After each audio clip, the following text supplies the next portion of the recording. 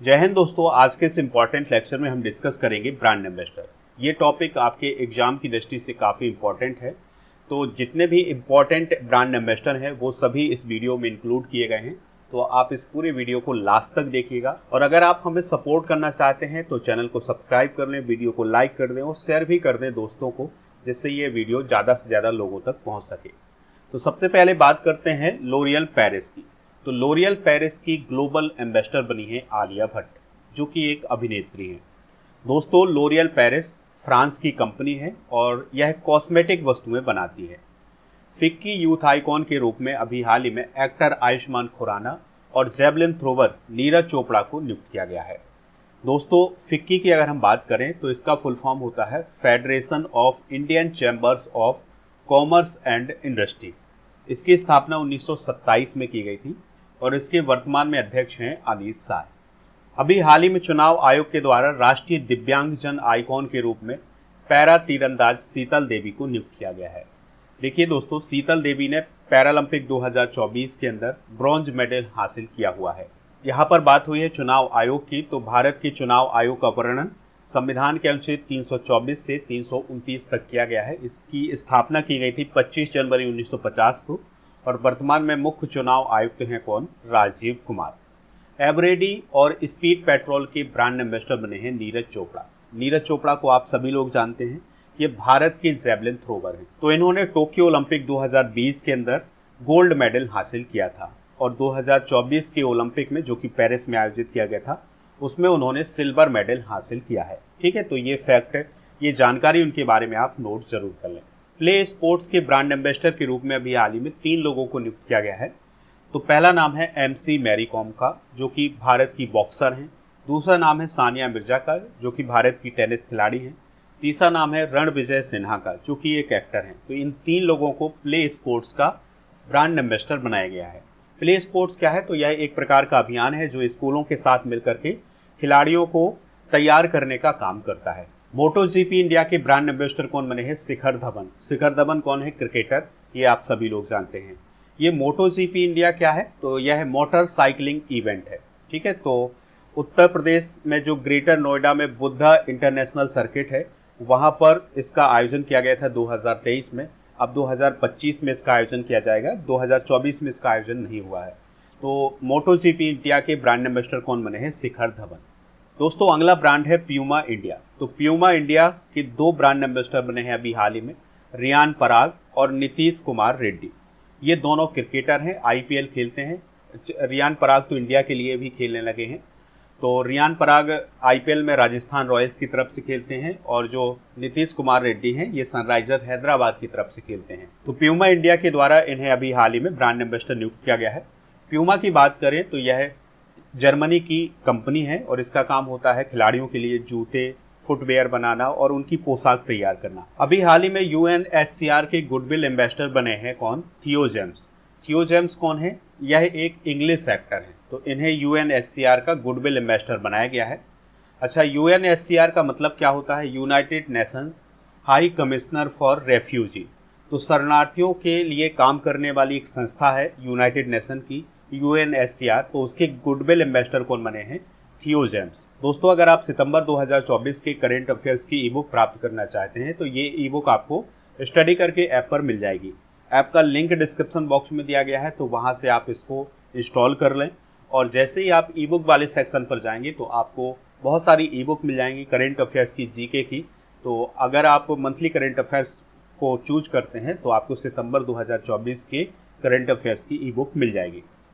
South Africa 20 league के brand ambassador कौन बने हैं? दिनेश कार्तिक। तो भारत के क्रिकेटर हैं दिनेश कार्तिक, उन्हें साउथ अफ्रीका 20 लीग का ब्रांड एम्बेसडर नियुक्त किया गया है। दोस्तों, साउथ अफ्रीका 20 लीग जो है उसी प्रकार से है जिस प्रकार से भारत में IPL आयोजित किया जाता है। ठीक है, तो साउथ अफ्रीका 20 लीग दक्षिण अफ्रीका में आयोजित होने वाली एक T20 क्रिकेट लीग है जिसकी शुरुआत 2023 से हुई थी। दोस्तों, अगला ब्रांड है होप। तो होप की ब्रांड एम्बेसडर बनी है PV सिंधु, जो कि भारत की एक बैडमिंटन खिलाड़ी हैं। अच्छा, होप क्या काम करता है? तो इसका काम होता है ऐसे प्रोडक्ट बनाना जो कि दर्द निवारण का काम करते हैं, मांसपेशियों को रिकवरी करने का काम करते हैं और नींद में सहायता के लिए काम करते हैं। तो ऐसे प्रोडक्ट बनाता है कौन? होप। तो उसी की ब्रांड एम्बेसडर कौन बनी है? पीवी सिंधु। यूनिसेफ भारत का राष्ट्रीय एम्बेसडर किसे बनाया गया है, यानी नेशनल एम्बेसडर किसे बनाया गया है? करीना कपूर खान को। तो यूनिसेफ के द्वारा भारत का नेशनल एम्बेसडर किसे नियुक्त किया गया है? करीना कपूर खान को। दोस्तों यूनिसेफ की बात करें तो इसका फुल फॉर्म होता है यूनाइटेड नेशन चिल्ड्रेंस फंड। यह संयुक्त राष्ट्र की एक एजेंसी है जो दुनिया भर में बच्चों और युवाओं के लिए काम करती है। इसकी स्थापना 11 दिसंबर 1946 को हुई थी। सिट्रोइन इंडिया के ब्रांड एम्बेसडर कौन बने हैं? महेंद्र सिंह धोनी। दोस्तों सिट्रोइन जो है फ्रांस की एक ऑटोमोबाइल कंपनी है। तो इसका काम होता है इलेक्ट्रिक कारें बनाना और बहुत सारी कारें बनाने का काम करती है ये कंपनी। तो इसमें जो भारत की कंपनी है जिसे सिट्रोइन इंडिया बोला जाता है, तो उसके ब्रांड एम्बेसडर कौन बने हैं? महेंद्र सिंह धोनी। स्पेस इंडिया की ब्रांड एम्बेसडर कौन बनी है? संजना सांगी, जो कि एक अभिनेत्री हैं। स्पेस इंडिया की स्थापना 2001 में की गई थी और यह अंतरिक्ष की एजुकेशन से संबंधित एक संगठन है। पश्चिम बंगाल के ब्रांड एम्बेसडर कौन बने हैं? सौरभ गांगुली। तो भारतीय क्रिकेट टीम के पूर्व कप्तान हैं सौरभ गांगुली जी, तो उन्हें पश्चिम बंगाल का ब्रांड एम्बेसडर बनाया गया है। अच्छा, पश्चिम बंगाल की चीफ मिनिस्टर कौन है? ममता बनर्जी। ठीक है। अगला ब्रांड है स्टेट बैंक ऑफ इंडिया यानी एसबीआई। तो एसबीआई के ब्रांड एम्बेसडर बने हैं महेंद्र सिंह धोनी। और महेंद्र सिंह धोनी को तो आप सभी लोग जानते हैं कि ये भारत के पूर्व कप्तान हैं क्रिकेट टीम के। एसबीआई की बात करें तो इसकी स्थापना 1 जुलाई 1955 को हुई थी। मुख्यालय इसका मुंबई महाराष्ट्र में है और इसके वर्तमान में अध्यक्ष हैं CS सेट्टी। राडो की ग्लोबल ब्रांड एम्बेसडर कौन बनी है? कैटरीना कैफ, जो कि एक अभिनेत्री हैं। राडो किस देश की कंपनी है? तो स्विट्जरलैंड की कंपनी है। ये क्या काम करती है? तो ये घड़ी बनाने का काम करती है। पुरुष T20 विश्व कप 2024 के ब्रांड एम्बेसडर कौन बने थे? Yuvraj Singh, Chris Gayle, Usain Bolt और शाहिद अफरीदी।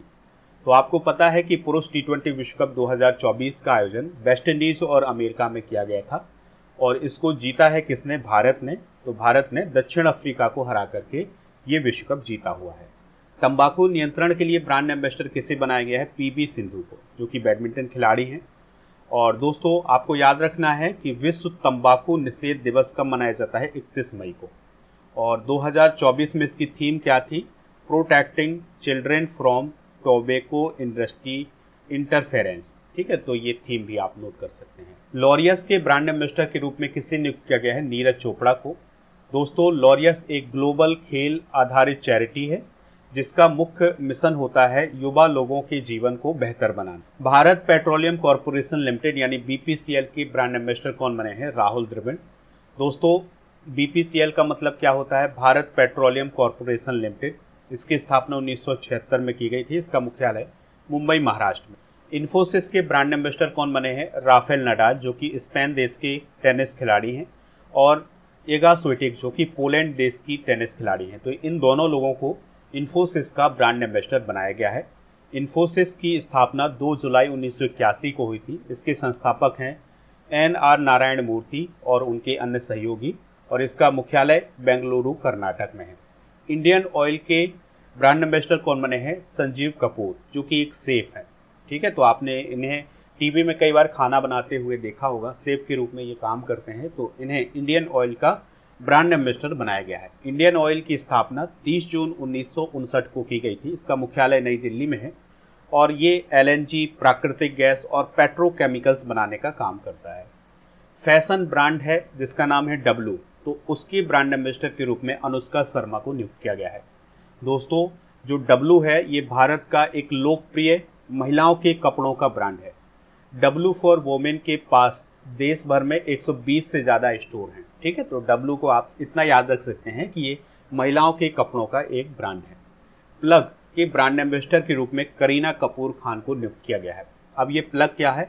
तो यह फल और सब्जियों के कारोबार से जुड़ी हुई कंपनी है। हेनरी हॉर्बिन एजुकेशन के ब्रांड एम्बेसडर कौन बने हैं? चेतन भगत, जो कि एक उपन्यास लेखक हैं भारत के। दोस्तों हेनरी हॉर्बिन एजुकेशन की बात करें तो इसकी स्थापना 2013 में की गई थी और यह एडटेक कंपनी है, यानी कि एजुकेशन से जुड़ी हुई कंपनी है और इसके ऑफिस अमेरिका और भारत में है। सीसेडो की ब्रांड एम्बेसडर कौन बनी है? तमन्ना भाटिया।